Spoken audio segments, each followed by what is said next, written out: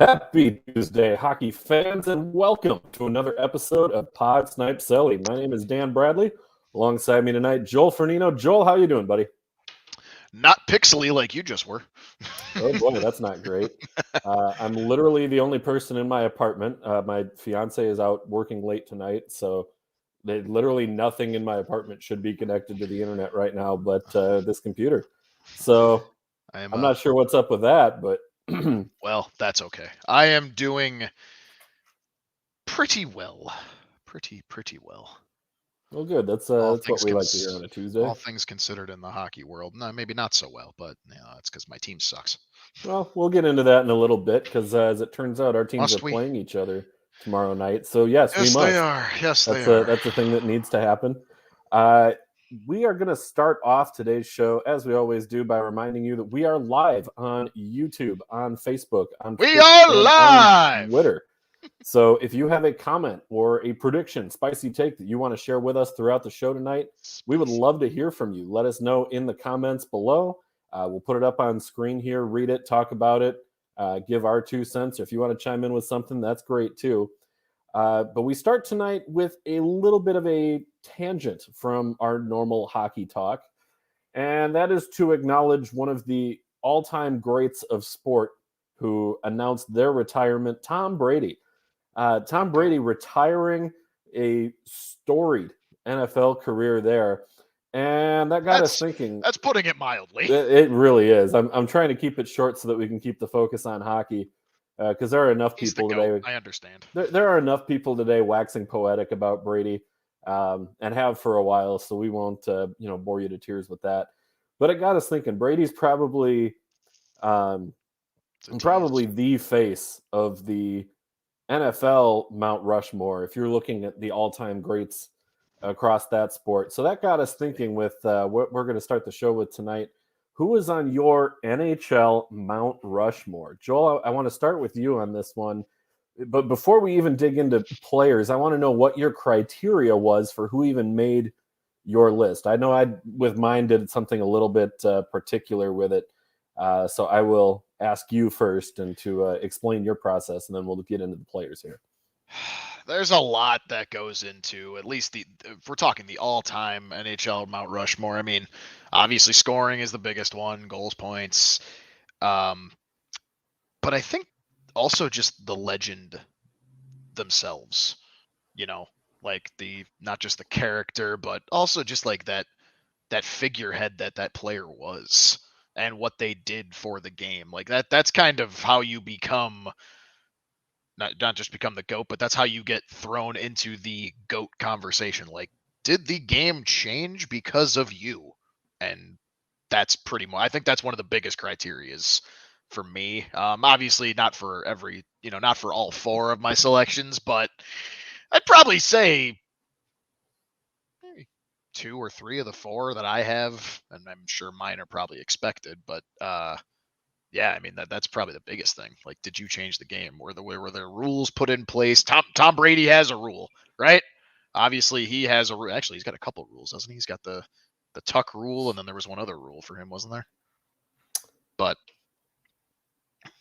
I think so. We got a comment coming in, and it's something that we'll talk about later in the show here. So I was just trying to quick read show that in so. a minute. But yeah, that's kind of the biggest thing too. And I mean, outside of your own sports market, like, not just, but I'm just using an example of like buying a jersey, right? Like if that is a name that is recognized not just all over the United States, but all over the world, and you're seeing jerseys or t-shirts or whatever back in the day of that player, like the legend of that player, like that, it's winning and scoring and everything obviously speaks for itself when you're getting put on the Mount Rushmore, but you have to have changed the game, and your brand had to have made a difference in some way too. Right. I think for me, one of the big factors, like you touched on, was the overall contribution to the game. It wasn't just, was this a good player, but it was, in what ways did they bring about something different, something we maybe haven't seen before that became the thing after that. So I know I have at least one or two players on the list that qualify there.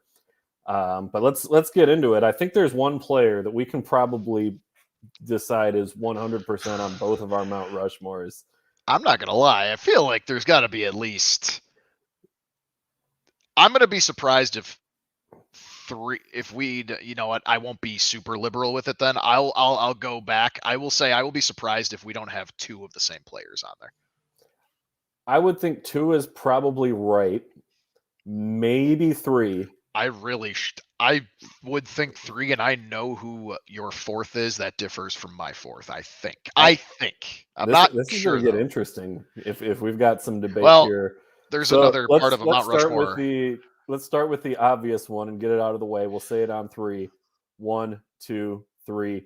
Gretzky. Wayne Gretzky. Yeah, without a doubt. It had to know Gretzky was going to be on there. How is he? He's on the Mount Rushmore of sports, not just hockey. Absolutely. More assists than any other NHL player in their career had points. There's been kind of a recent, in some hockey circles, erasure of Gretzky and saying, well, if you put any player in today's game in that era, they'd put up those kind of points too. But even among the players in his era where everybody was scoring points, Gretzky was still so far ahead of everybody else, even within his era, where players were racking up 100-plus point seasons on the regular, that to say Gretzky wasn't so far ahead of everybody else within his era, I think is a bit of a revisionist history on that front. Yeah, no, I totally agree. And I mean, like, I know Gretzky's been popping up recently because, you know, there's that big topic of like, is Alex Ovechkin going to catch him in goals? And quite frankly, maybe. But the thing is that's the only record that he holds in his career stats that anyone can really catch. You're not going to catch him in career assists. No chance. No one's catching him in assists. No one's catching him in points. You got we have the names that we could throw out there. That's like, yeah, they could definitely come maybe somewhat close, but those names we throw out would not be able to catch them unless he played until he was like 60 years old and at that level, right? Like it's not going to happen. Like he finished with 2,857 points. Yeah, that's not going to happen, man. It's a lofty milestone to try and get to. Some people try to make the argument like, well, goalies were just Swiss cheese back in the day, and are goalies much better in today's NHL? Without question. But at the same time, they weren't just kind of standing there letting the shots go by. Like, you're not just these aren't just gimmies. Like every single one of his highlights that you see, it's not like it's just a automatic like, oh yeah, the goalie could have stopped that. No. Let me ask you this, without looking it up, how many NHL players have scored more than 2,000 points in their NHL career? Without looking it up? Without looking it up.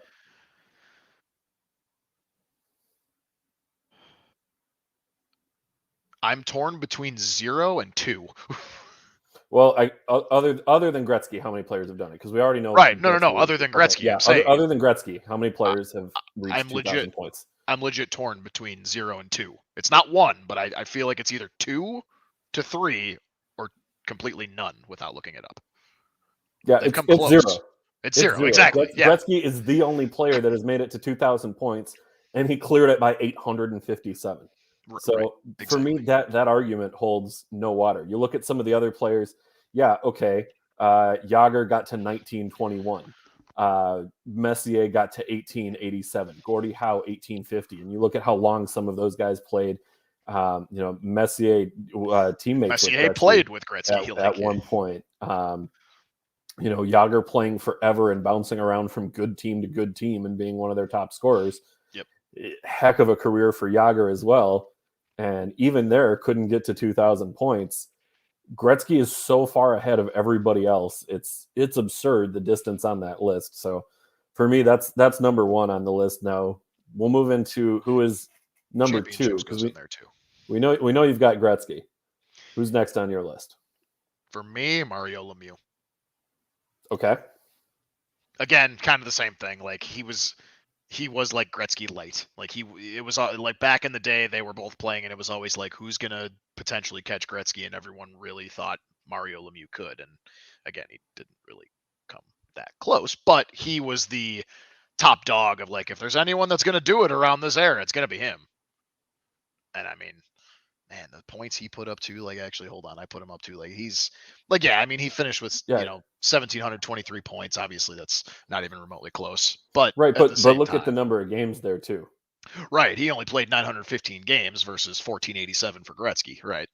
Mm. And and there's another thing too. There's a groundbreaking thing in there. Again, he did change the game and how it was played and how scoring just increased when he was on the ice. But he did, man, he came back from a cancer diagnosis. He did, and it was at a point where he couldn't even bend over to lace his own skates. Yeah, His teammates would lace up his skates for him, yeah. and he And would then still go out there and put up 100 points in a season. I yeah, mean, he eh, came back and was still scoring at a rate. It's just like, wait, he was sick? What? Like, yeah, you wouldn't know it by no, watching him on the ice. no. Without spending too much time, I know we'll probably try and plow through it. Who's your second? Is it Mario Lemieux? Uh, this is where we're going to get controversial because actually, Wow, no. I thought we were I gonna. know a Okay, lot of people are going to look at it and say, "What are you doing, not having Mario Lemieux on your Mount Rushmore?" And part of the reason for that, and I think this might be where you and I differ as well, is I felt it was necessary to include a goalie in the top four. And I knew this was I knew this was coming. in putting together my list for that reason, I had to bump Lemieux. Now, if we were doing just skaters, absolutely he's on there, and he would take the place of the goaltender that I have on the list. However, because I made room for a goalie, I did have to drop Lemieux. So there is, I understand it's a controversial decision, and I'm going to save that goaltender for just a minute here. Actually, no. You know what? I will say it now because we do have two more skaters the rest of Yeah, the just way. go ahead. Just go. So I'll go with the goalie and the Dominator, Dominic Hasek. Looking across the numbers, I mean, you watch how he played and the acrobatic, innovative style of stop the puck by any means necessary that he played with. I mean, it was completely different for that time.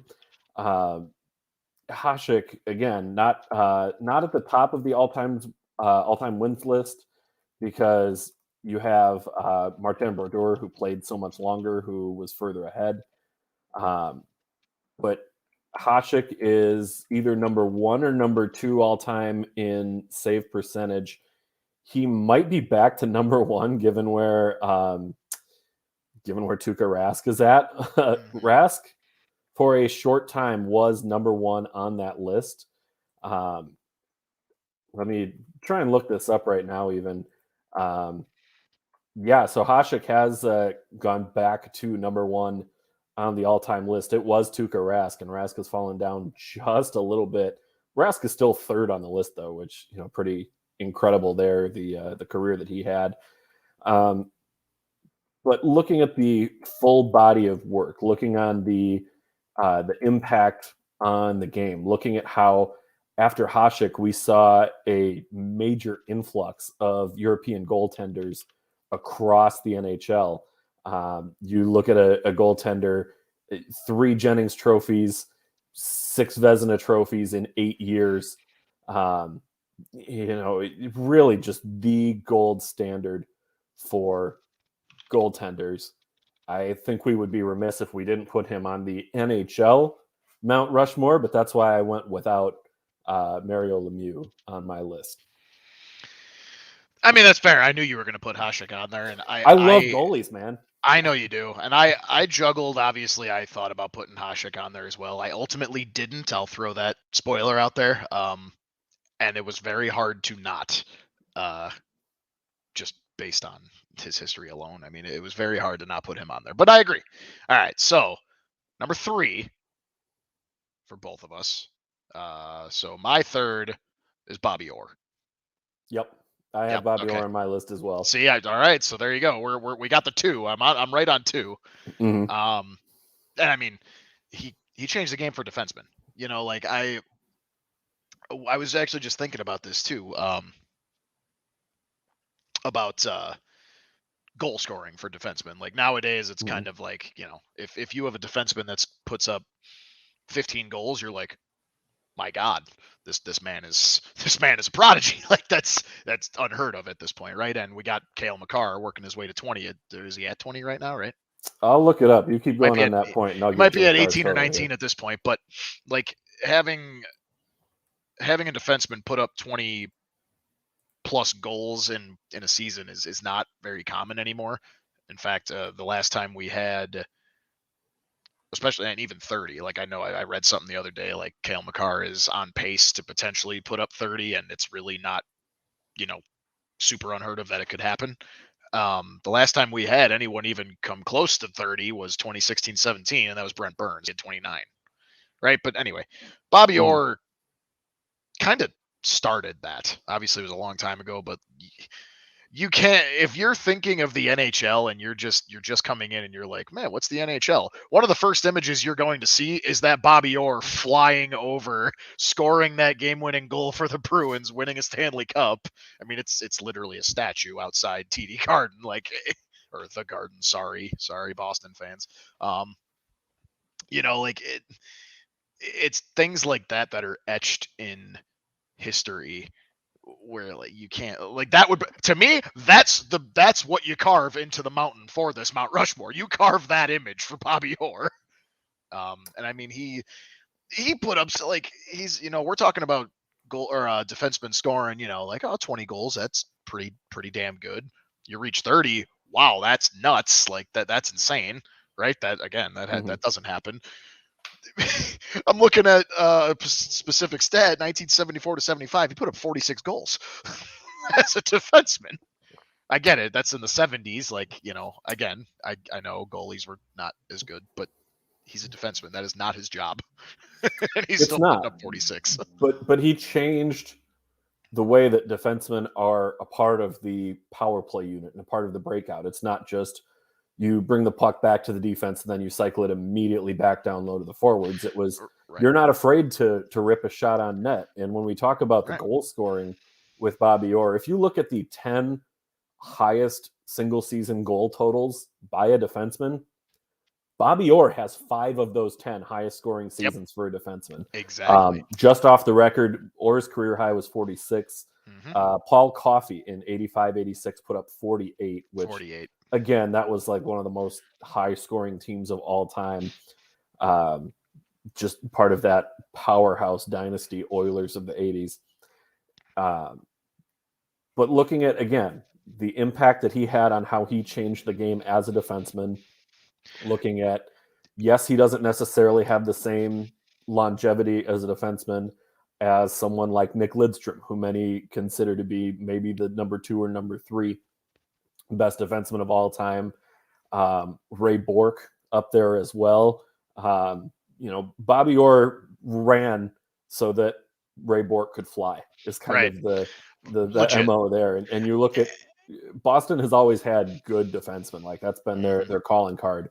But when you talk about two who have really changed the game with Bourque and before that, Bobby Orr, I don't see how you could leave Bobby Orr off the list.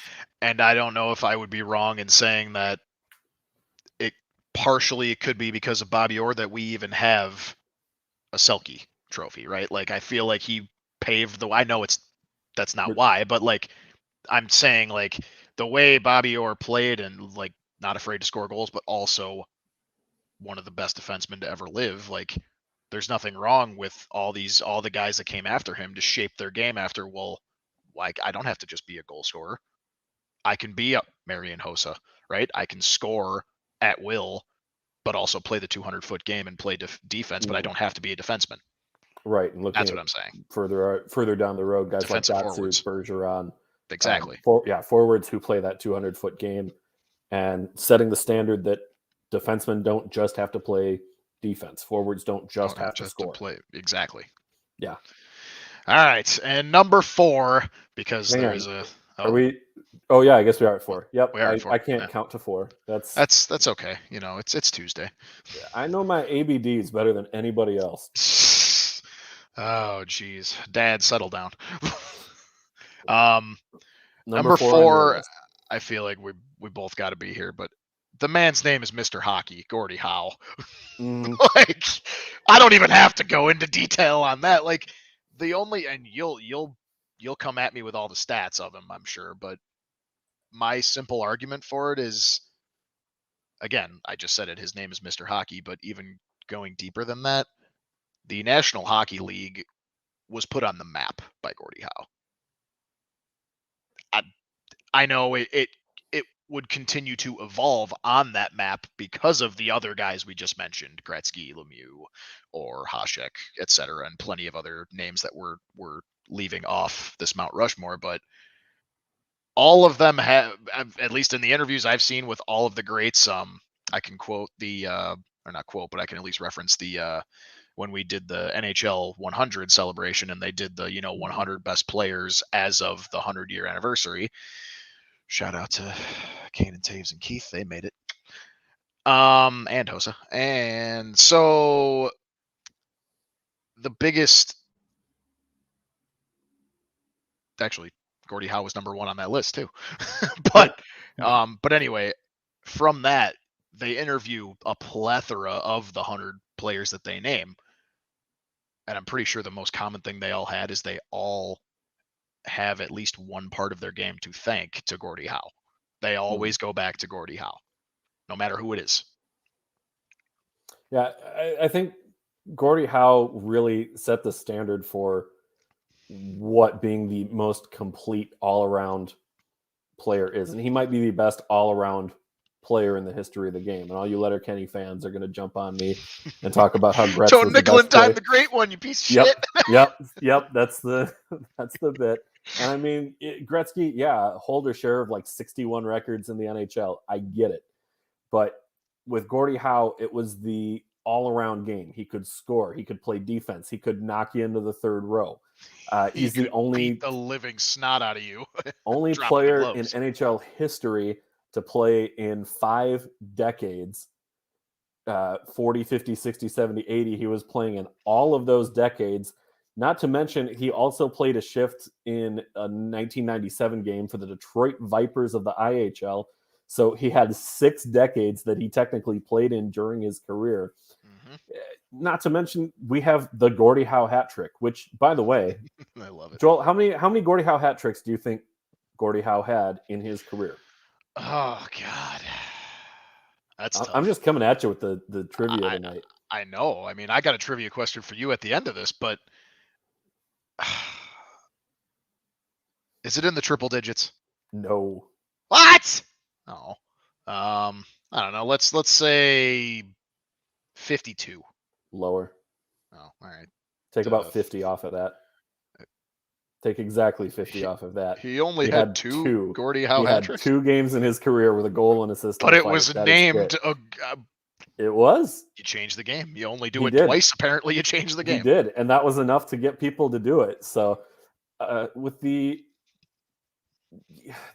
won the Lifetime Achievement Award in 2008. The Gordie Howe hat trick. You look at the long career, goal scoring leader 5 times, 6 Hearts. More All-Star games than I can count as I'm looking at the bio here. Well, not to mention 4 that could be Stanley anywhere. Cups. That could be 4 or more. I don't know. Yeah, it definitely more. So, Joel, for your Mount Rushmore, just to recap, you went with Gretzky, Howe, Lemieux, and Orr. I think that's a pretty fair consensus. I went slightly different for a goalie. That's okay. To get a goalie on the list, I went with Gretzky, Howe, Bobby Orr, and Dominic Hasek. We had a couple that came in as we were talking there. David Drums saying Wayne Gretzky, Gordie Howe, and Dominic Hasek come to mind. Of course. HP, Gretzky, Howe, Hasek, and Yager. I'm not surprised. For Yager as well. I'm not surprised to see a Yager on there. I want to see a mullet on Mount Rushmore. That would be the coolest thing. You see the pictures of those 4 and Yager with just the giant. It'd be so good. A couple of players who, before their careers, I should say after their careers are over, we may consider putting on the list. I think 3 active players in the NHL right now could merit that consideration. That being Connor McDavid, Sidney Crosby, and Alex Ovechkin. I think the hockey historian in me would have a really tough time taking somebody off that list for one of those three, unless maybe if Ovechkin catches Gretzky's goal record. At that point, I don't see how you could not put him on there. I think if for me, this is probably too soon to say this. If Ovechkin caught Gretzky's goal record, it might cause me to move Lemieux off of there and throw Ovechkin up there. It might. I don't know. But that's true. I mean, that was gonna be like my quick, like, if you could rattle off your modern NHL Mount Rushmore, like in our lifetime since we have got been time. alive. Let's do that. All right. So we'll just say, like, okay, I was born in 92. And I was born in 94. So we'll just say since 1990, who would you put on that list? Right. Yeah, probably for me, Crosby, without putting a whole lot of thought into it. Mm-hmm. Crosby. Oh, yeah, no, we're not going to go through stats or anything. Hasek and Lidstrom. That would be my four right there. So you again covering a defenseman and a goalie on the list, but for forwards going Crosby, Ovechkin, Lidstrom, and Hasek. We're close. We're kind of close. I would have to. God, I hate it, but damn, if I don't respect him, I have to put Crosby on there. Absolutely, Ovechkin. I know you hate Crosby. That had to hurt. Yeah, it's fine. It is what it is. So yeah, it'd be definitely Crosby, definitely Ovechkin. I actually also, even as a Blackhawks fan, had Lidstrom on there as well. I mean, he was still playing when I first started watching hockey, and I was like, this dude is a monster, and he's our rival. I'm terrified. Well, especially like you look at a lot of conversations that have him as the number 2 or number 3 best defenseman ever. It's hard to argue he's the best defenseman of the modern era from what we've seen. I don't think there's not much of an argument to be had that he's not the best defenseman of the modern era. Now, when it's all said and done, will anyone surpass him? Maybe. Right? I maybe hot take. Maybe Cale Makar gets there, right? He's only maybe. He certainly could. Victor Hedman could be on that list as well. Be up there. He doesn't score nearly as much to get up there, but maybe Roman Josi makes a case. I love Roman Josi. I do not like the Preds. Love Josi's game. He's so fun to watch.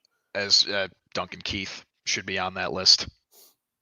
But anyway, that's not what this is. So my fourth Mount Rushmore. HP went with my 4 as well. Sorry, I didn't mean to cut you off there. Oh yeah, no, that's fine.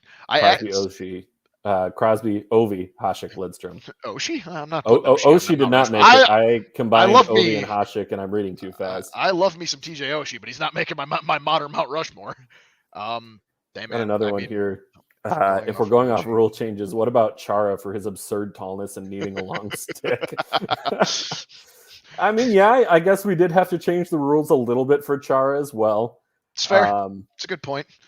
But HP's just rattling off comments tonight. He's a certified man rocket. Man rocket too. Of course. I mean, he's not wrong. He's probably going to take the fastest shot anyway. But anyway, my Mount Rushmore, it's definitely Crosby, Ovechkin, Lidstrom, and instead of Hasek, because I actually didn't really ever watch him.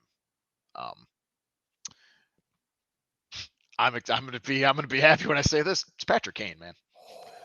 When it is all said and done, and I will die on this hill in a hail of bullets, he will be the best American-born player alive to have played the game when it is all said and done. You know, I understand the argument that he's probably going to. He is almost guaranteed to be the highest scoring. Not to interrupt your point either. That's not just Blackhawks fan Joel jumping in there. Yeah, no. HP's all over it tonight. And you know what? That's fine. I'm about to completely destroy that take. You go and listen to any hockey analyst anywhere. When that conversation comes up, a good majority of them say the exact same thing. NHL Network, ESPN, NBC Sports when they were covering it. Now it's TNT. I get that.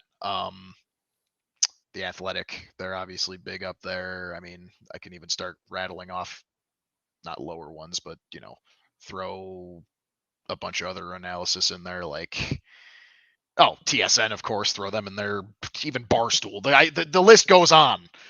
I'm not the only one that thinks that.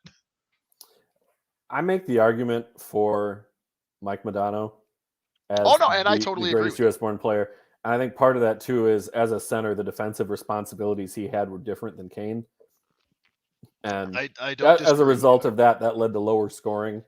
He didn't necessarily stand out as much compared to his peers because you're playing in an era with, kind of some overlap with Gretzky, Lemieux, Yager, kind of the end of that scoring era and moving into an era where scoring was way, way down coming Right. out of the late 90s and the early 2000s. Still won a cup. I would have to look up the individual awards there. But for me, it's still Mike Modano for top U.S. born player of all time. So that is our NHL Mount Rushmore talk for tonight. Unless you've got something. I have one trivia question for you. Okay, flipping the script. I like it. This all started because we wanted to talk about the GOAT Tom Brady just, announcing his retirement. With that news being official and with Tom Brady officially retiring, who now stands as the oldest active professional athlete in sports right now? Zdeno Chara. That was way too quick. When you know. That was pretty good. All right. I really thought I thought I was going to be able to trick you with that one somehow. Nope. Yeah, that's Right. I kind of figured. I mean, you think about longevity in careers across professional sports. I mean, Chara was drafted in 1995. I want to say I was one. So. Chara's career is just outstanding when you look at that. Which, oh, by the way, one other one.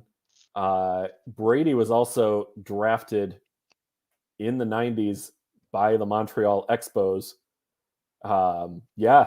He was playing baseball and football until he went to college, and then he decided just to focus on football. But he was actually one of the last players drafted by the Montreal Expos. To bring Tom Brady into the hockey world here, his son plays hockey. The NHL needs to look out. Yep. Yeah, that could be a GOAT part two in the making there. If anyone's going to catch Gretzky, if anyone is going to catch Gretzky, it's going to be Tom Brady's son. I could absolutely see that. It is time to move into Wednesday night picks. Joel, we each had a bit of a rough week last week. Each went 1-2 on the picks.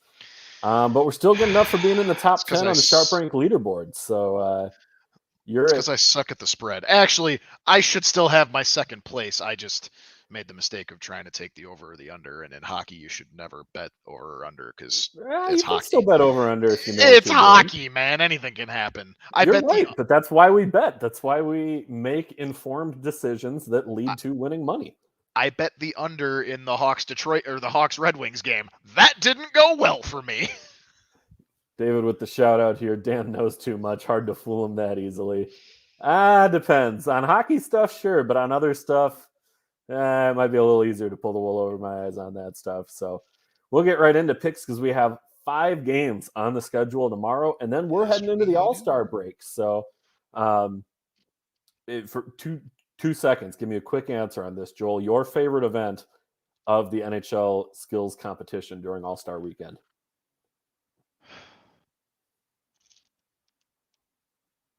I would say it's not called this, but the breakaway competition. Yeah, no, it is called that, right? Yeah, it's the breakaway competition. Yeah, whatever they call it. But yeah, well, that's what it is. They used to do a full shootout mode, but then they started. Then they graduated it to it's the breakaway competition. That's absolutely my favorite. I mean, we've seen so many cool ones in that one. Like we had the Patrick Kane Superman when him and Hossa both partnered in that one. I think we saw who was it with the exploding puck? Was that Ovechkin? I think maybe. I think Ovechkin. Corey Perry brought out a mini stick and that was hilarious. That was funny. Plus, like the goalies just have so much fun during those. Like you got Carey Price is a character. Like Carey Price during those is absolutely hilarious. But yeah, so I think it's the breakaway competition. What about you? I think for me, it's a toss-up between hardest shot, just seeing the raw brute strength of how hard you can hit a puck, and the fastest skater competition. I know there's not a whole lot of agility to that drill. It's just the straight line speed, the edge work going through the turns to maintain your acceleration and your speed. But that to me is so much fun to see kind of the difference between the really high-end skaters in this league they'll be able to win that one. They're adding 2 new skill competition games to this year's. They are. I know one of them. I know they added the blackjack basically. Yeah. So that one is called NHL 21 in 22. That's what that one's called. So it's basically Isn't it kind of amazing how like 5 years ago the NHL was like, Vegas can't have a team called the Aces because that's too close to gambling. And now here we are 5 years later, and the league has pretty much fully embraced betting and is now playing 21. For all you Blackhawks fans listening, the United Center is building a full-fledged sports book. Mm-hmm. I'm excited for that. Zegras and the Breakaway Challenge is going to be a lot of fun. HP, you are absolutely correct. That is going to be some must-see TV that I won't be watching, but that's okay. I'll be at a concert. So yeah, there's the blackjack one, and then I'm actually really looking forward to this. So you know how they usually do like the relay, where it's like the accurate passing, and then like the stick handling, and like the race, whatever.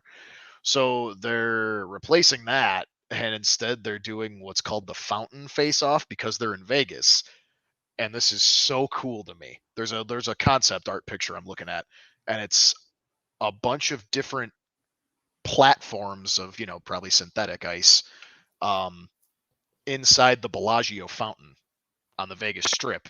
What? If you're listening or watching, go look up they just announced them, I think today or the other day. The NHL website goes through and describes how like the formats work for all the games, and they describe this one. So there's going to be 8 participants, qualifying round, and then like head-to-head final and whatnot. And it's basically the player who successfully shoots pucks into the targets in the fastest time. So it's similar to what we've seen before, where they got to like sauce pass over obstacles and stuff into the little mini nets and stuff. But instead of over obstacles, it's literally these platforms placed inside the Bellagio fountain. It's so cool. I'm just looking up the picture. That looks insane. It looks amazing. That and actually, the player will stand on like a center platform with like the NHL logo, and then there's just little what looks like face-off dot size or face-off circle size platforms with little mini nets all around it. That's sick. I can't wait to watch that one. That looks like it's going to be pretty cool. As for picks for tomorrow night, 5 games, we're rattling off all 5 of them. Let's start with the Seattle Kraken. One of those should be minus. Hang on. Yeah, Islanders are minus 160. Seattle Kraken at the Islanders. I would think the Islanders at home are the minus 160 there. Yep, sure enough. So Kraken plus 140, Islanders minus 160. Let me fix that on our graphic while, Joel, you tell the people who your pick is in that game. I mean, the Kraken have been starting to kind of play a little better. I mean, 4-6-0 in their last 10 versus the Islanders are 6-4, but they're on a 2-game losing streak. So Kraken have been starting to play a little better, but at the same time, I'm taking the Islanders on this one. Kraken are just not good. And I know you're probably heartbroken because you wanted them to be so good. I really thought they were making the playoffs they could take this year. Let's rewind the tape. You said they could get as good as the 2 seed in the Pacific Division. Okay. Let me explain why I thought they were going to do that well. Because I thought Vegas was taking number 1. I knew Edmonton was going to take a step back because they don't have the defense and they don't have the goaltending. And look at where Edmonton is right now. That big, long losing streak. I had Edmonton, I think either as a 3 or as a wild card team when I did my predictions at the beginning of the season. But I really thought Seattle was going to be in a good shape with their defense and with their goaltending. I bought in a little bit too much on the Grubauer hype. He's pretty much been a sieve for them this season. It has not. It's amazing when you don't have a good defense in front of you. It really is. I mean, and it goes to show how built Colorado's defensive systems are. That Grubauer looks this bad with a different group in front of him. And I get it. You're changing cities. You're changing teammates. There's going to be some communication hiccups along the way. But I also didn't think Anaheim was going to be as good as they are. Calgary has been playing better as of late. Vancouver has turned it around under Bruce Boudreau. So that was why I thought Seattle was going to do well.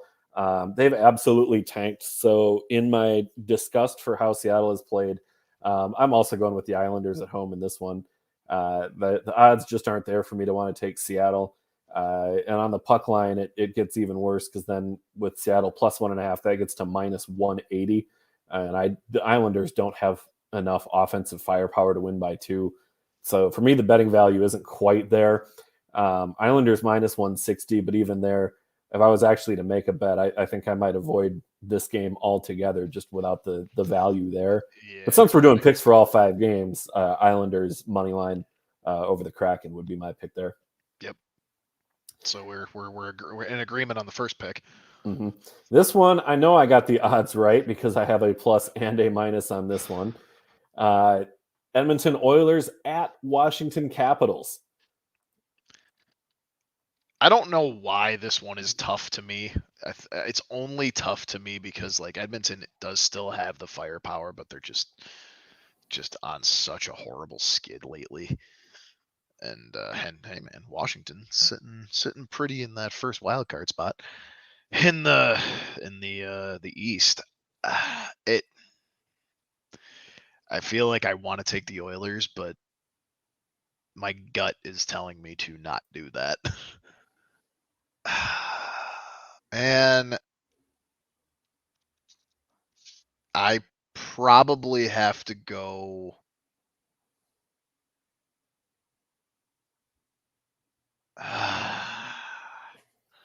This one's probably the toughest game out of the 5, in my opinion. Well, maybe wait until you see one that we've got coming up. But I already looked them up. Well, yeah, but you don't know what we're doing for puck line and money line. So no, but I looked all I looked all the matchups up at least. This one's, oh my god, and they're both kind of like on similar trajectory. My gut's telling me to go with Washington. I'm going to go with Washington. Yeah, as a rule, when in doubt, take the home team. That's usually a pretty safe pick. And it is so hard to pick against McDavid and Draisaitl. Exactly, but and they can't do everything, as evident, as is clearly evident. But there is an argument to be made with now that they have Evander Kane in the mix, which that's another conversation for that's another time. Conversation for another time. But at least for tonight's show, God, I hate to pick 2 in a row, same as you, but I'm going to do it. I'm going to take the Caps at home, Islanders at home.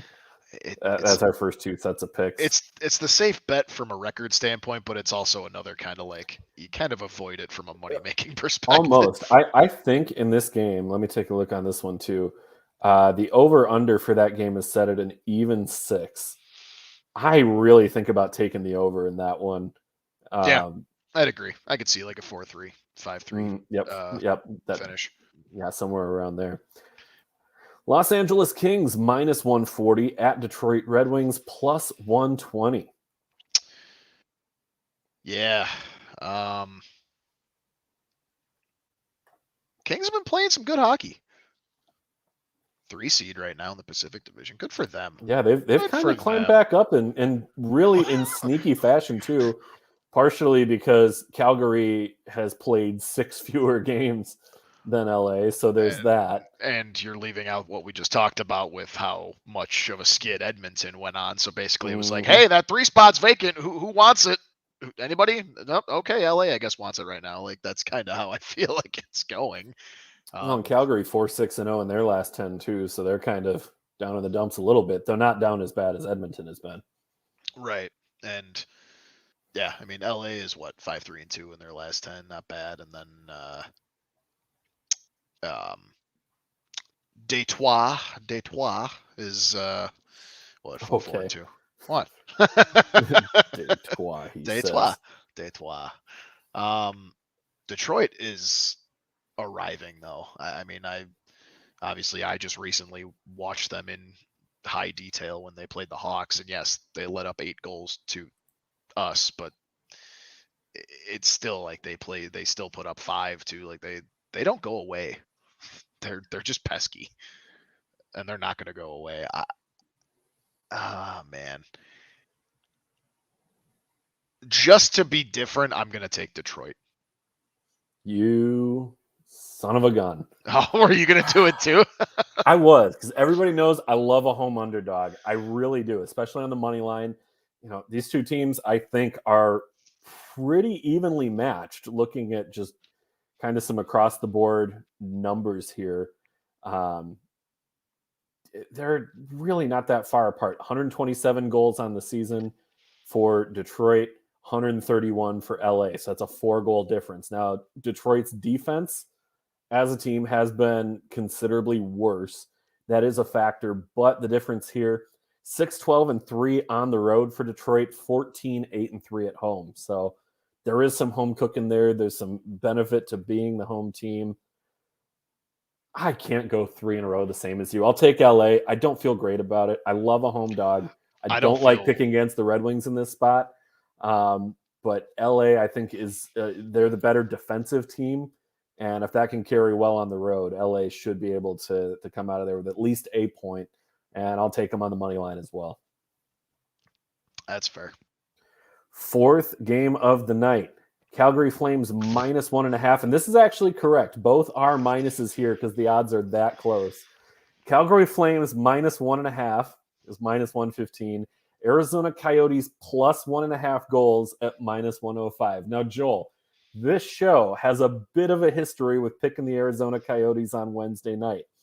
They are 3-0 against the puck line, and they are 2-1 against the spread. No, 2-1 outright and 3-0 against the spread. Yeah, 3-0 against the spread. So every time that someone has picked the Coyotes on Wednesday night, they have won. Do you think Arizona is going to cover +1.5 at home against Calgary tomorrow night?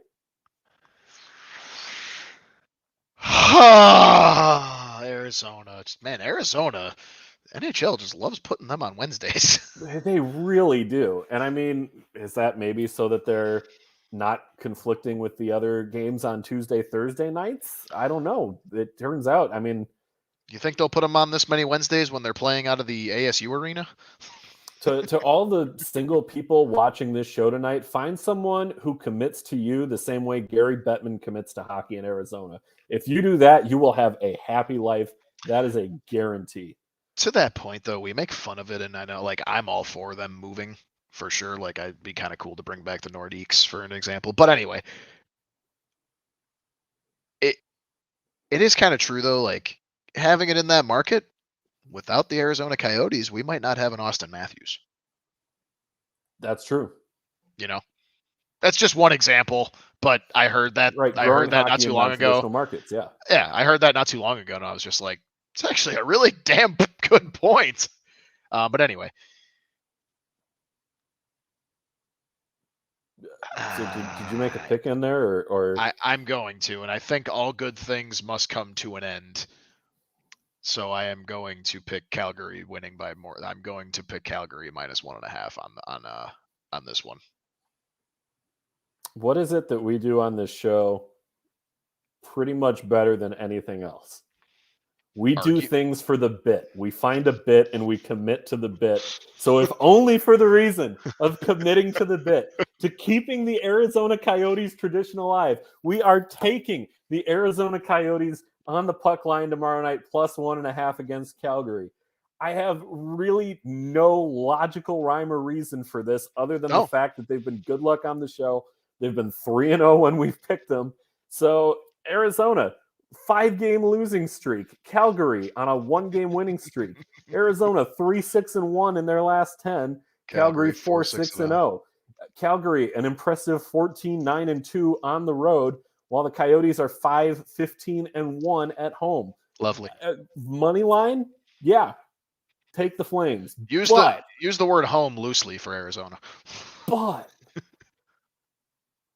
again, they're underdogs in this situation. Do it for the bit. If only for the bit. If only for the underdog at home as well. We are taking the Coyotes. We can lock it in. That is my pick for tomorrow night. Wait a minute. I think we just found our first T-shirt concept. We might have. Do it for the bit. Do it for the bit. There we go. I'm going to pitch that. Write it down. We need to get going on some show merchandise. While we're on that topic, if you have merchandise that you would want to get with the Pod Snipe Celly brand on it, anything we say on the show, anything like that, let us know. Perhaps a T-shirt with my face on it. Okay, like 3 people would get that, and you're 2 of them. That's 3. Just because I'm the size of 2 people doesn't mean I count as 2 people. But we should bring up an interesting point here as well. The Sports 2.0 network recently launched bettingsuperstore.com. This thing is awesome.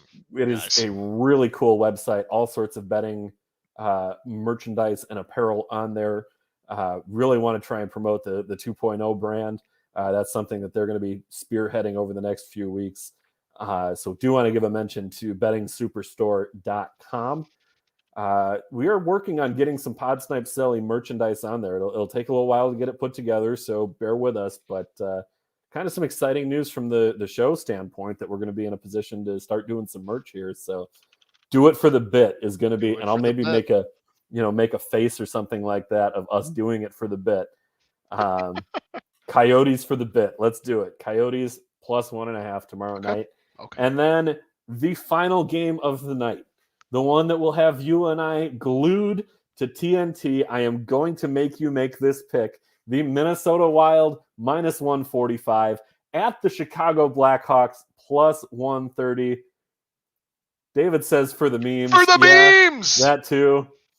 Guile chiming in. Come on, Dan, make it go. Guile, I'm going to put up your comment here from way earlier in the show. We had this a ways back. What are they doing to get caught up on games postponed? And what place are the Wild in compared to standings with so many games postponed? They're stuffing them. They're stuffing them all in to finish the season. A good question. Yeah, they coming out of the All-Star break, the Wild are in a position where they are going to play 40 games in 77 days. That does not leave a whole lot of time out for practices. That doesn't leave a whole lot of time for recovery from injuries. And from Minnesota's standpoint, there are only, I believe, 2 teams. Only two teams higher than that who have played fewer games than the Wild, and that is the Ottawa Senators and the New York Islanders. So those teams are really going to have a lot to cram in down the stretch. They have already re-released the schedule to account for those postponements. Thanks, Guile, for that. That's a great question. Yeah, that was a good question. HP pitching another one, a shirt that just says Homer on it. Maybe we need to get a picture of Joel's face with the 2 thumbs up pointing to himself with a shirt that says Homer. I would buy that. That is the way that you would get me to put your face on a shirt. I'd buy that in a heartbeat. All the proceeds go to me and my bar money. There you go. But anyway, back to the picks. Minnesota Wild minus 145 at Chicago Blackhawks. You know the Wild are the better team. Are you going to pick? You go first. No. You're not going to get that easy. You go first. I'm going to do something that may be unexpected here. With the whole bit of taking the home underdog. Wow. It's for the bit. It's been a bit throughout the show already. I've mentioned it twice. You think I'm going to pick against the Minnesota Wild? Zero chance. I am not taking the home dog here. Minnesota Wild. Let me get the Wild by 2. Let me get the Wild maybe even by 3. I'm going to roll with this Wild team, baby. They are red hot right now. Chicago can't hang with them. They just can't. Wild 8-1-1 in their last 10. 2 of those against Chicago. They own them right now. Wild are playing way too well. The goal differential between the teams. Oh boy, I got to try and do math here. This is terrible. 81 goal differential on the season between the 2 clubs. That is the difference in goal differential. Wild are plus 32. Blackhawks minus 39. Did I do that math right? 71, not 81. Jeez. Yeah, you definitely can't count to 4. Still not quite as bad, but HP, Wild by 1 million. David, let's go Wild. Dalla Carrillo. Where are my Blackhawks fan Joey viewers? is Come probably, on, help is he on a me plane? out. No. Is Joey on a plane somewhere? No, he's not on a plane. I need some help here. I'm getting attacked by all these Minnesotans. Mm-hmm. You really are. And here's Guile again with the games crammed in that kind of stretch. Will they allow additional players on the roster to take for injuries? Yes, so that, right? they did re-implement the taxi squads, which they did last year. For the Wild right now, I know they've got a couple of guys. Matt Boldy was moved to It's the what? taxi squad. It's 5 roster spots, isn't it? Right? It's Yep, 5 I think spots. it's 5 spots. Yeah. So you do get a little bit of extra room. That doesn't count against the salary cap. The issue is they're not taking the same amount of reps as they would if they were either fully with the big club or fully with the AHL affiliate.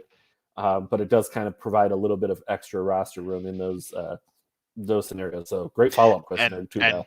And actually, to his question as well, they reincorporated the rule not because of all the games that are about to be played in so short of time. It was just because of the COVID spikes and how COVID was starting to ravage through pretty much every team. Mm-hmm. And then all these teams were like, we don't have replacements called up. Like, this is getting ridiculous. Anyway, these South Canadians are all taking me on right now, but well, David's being nice. He's sending you some hot dish for how bad the Hawks are. I don't know what the hell a hot dish is, but all right. It's casserole. Oh, all right, I'll take that. Thank you, David. You know, you're my favorite Minnesotan. Yeah, fair. All one of them. I hate your guts. Look, I'm not, as much as I want this to be a t-shirt now, I'm not going to do it for the bit. We sucked this year, so I'm taking the Wild as well. And as much as that hurts me to say, he's going against his team because that is how badly he wants to catch up on Wednesday night picks. It's fair. You know what? I respect the move. I hope that I'm wrong, and I hope we destroy you 8-1, but that's not going to happen. So no, you're playing us. You're not playing Arizona, who only has to cover 1.5. Yeah, exactly, and it's fine. You know what? I'll let our Arizona, who maybe I'm wrong on this, but can you jog my memory? Didn't Arizona beat the Hawks? Isn't that a thing that happened here a couple weeks ago? Yes. Yeah. Yes. So that happened. Anyway, let's get out of that one. I will let our little brothers up north in the Minnesota Wild have their time because you know what? You sucked for so long when you ran into us, so it's your time, man. It's your time. At least you can accept there is an issue. Hey, trust me. I know there is a big issue. Right? I need to throw that out there. Rocky Wirtz, the owner of the Blackhawks, named the committee that they will be using to search for the new GM. Yes, and that committee consists of Patrick Sharp, Eddie Olczyk, and the demigod himself, Marian Hossa. We are in good hands.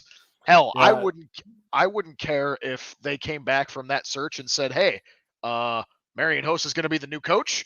Eddie Olczyk's going to be the new GM. Done deal." Yeah, that would work out pretty well for Chicago, I would have to think. Anywho, but Wednesday night picks not working out for Chicago, so we're both taking Minnesota there.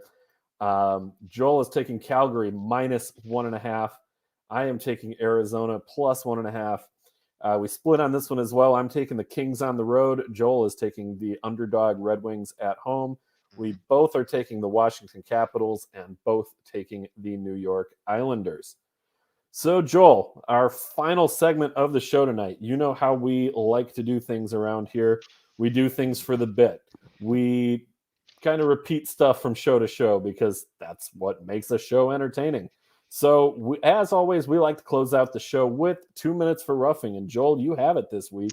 Are you ready to go? I am. Give me one quick second, though. I had something up for this, and I just lost it. Give me a second. Okay. Well, while Joel is doing that, all right, there we go. We're good. One more reminder that you can follow us on Twitter at PodSnipeCelly. You can also find us the Sports 2.0 Network on Twitter and on Facebook. We are streaming this show live Tuesday nights, 8:00 p.m. Eastern on Facebook, YouTube, Twitch, and Twitter. So, Joel, 2 minutes for roughing. Are you ready? I am ready. All righty. Time is on the clock, and it starts now. We started the show with it. We're going to end with it. Tom Brady retired, right? That was cause for a social media post thanking whoever he could thank, right? His family. He thanked all of the Bucs organization, the Bucs fans, because that's the team he ended his career with, right? So then that leads me to Boston sports fans. All over social media, all over Twitter, bitching, crying, and moaning. Why didn't he put us in our social media post? He won 6 of his 7 rings here in New England. What? I don't want to hear it. I'm gonna get some flack here. Boston sports fans are the biggest spoiled brats of the sports industry. They're gonna sit there and cry because the GOAT, Tom Brady, didn't thank them in a social media post after his retirement was official, after it got leaked. Yet, didn't you hear he talked to Robert Kraft already? He's gonna sign a 1-day contract or 10-day, whatever it is, and go retire as a New England Patriot. But you all had to get butthurt over it because he didn't initially put you in a post. Boston sports is one of the epitomes of winning championships. They got 2001, 3, 4, 14, 16, and 18 for the Patriots. They got the Red Sox in 04, 07, and 2013. The Bruins in 2011. The Celtics in 2008. Me in Chicago, and I know Dan in Minnesota for 2 things here. We would beg for that kind of success. I had the Blackhawks for 3 and 6 years. That's fine, and they dominated a decade. We had the Bulls in the 90s. I get that. We had the Bears in 85. Wasn't alive for that. You guys are continually having GOATs come through there, and you are winning championships. Stop being spoiled sports brats and just enjoy what you have. That is how we do 2 minutes for roughing around here. Joel with a mic drop. Sick letting of Boston sports fans have it. Stop crying. Oh, no, he didn't thank me in a social media post. He's going to come. Yes. Thank you, Jack. He's going to go retire as a Patriot. He's going to sign I think it legally is a 10-day contract. I think in the NFL is how that works. I think so. It's weird because every other sport, it's a 1-day. It's a 1-day, exactly. But I saw the post I saw, it's a 10-day. I guess that's just how it works in the NFL.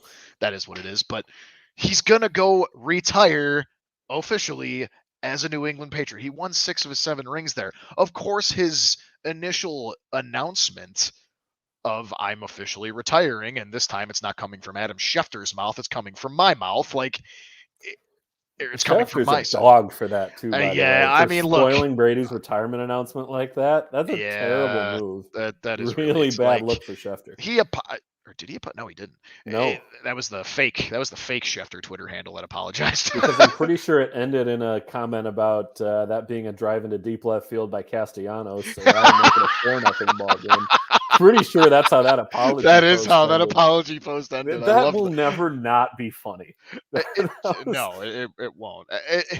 It's like, dude, like they're all crying about it, and it's like, look at the success you've had in all of your sports. And I was just talking about wins, right? The Red Sox most of the time continue to compete for a World Series. The Bruins have continuously competed for Stanley Cups. They've been in 2 since their 2011. They lost both of them. It's just ridiculous. And you know what? We know some Boston sports fans, and man, I'm pretty sure you could put together a 5-minute major on roughing. I'm pretty sure I've hit 5 minutes at this point. We got to be getting pretty close. That's fine. You know, one of these days we just got to do it for the bit again and start doing 5-minute majors where we both rant on the same thing. Maybe so. I that's an interesting, maybe off season. I'm going to call myself out on this too. We did not do Would You Rather this week. We will do that next week. I can assure you that. I knew we had it. It was in my rundown of things to do on the show tonight. But looking at the time, we're at a little over an hour. We do try and keep it to about an hour for shows. So we did run out of time for this week, but we'll bring it back next week because there's not going to be a whole lot of hockey to talk about. There's not going to be a lot of talky. Hockey, that's what we do around here. We talk about hockey. That's how we do it. Hockey. Anyway. So with the All-Star game being this weekend, won't have a lot of fresh live action to talk about, but we definitely are going to recap All-Star weekend on next week's episode. Mm-hmm. As a reminder, we're back here next Tuesday night, 8:00 p.m. Eastern. Give us a follow on Twitter. 7:00 Central. At Podsnipe Celly. Follow us on Twitter as well with the Sports 2.0 Network and Noop Sports. Thank you to them for all of their help with the show.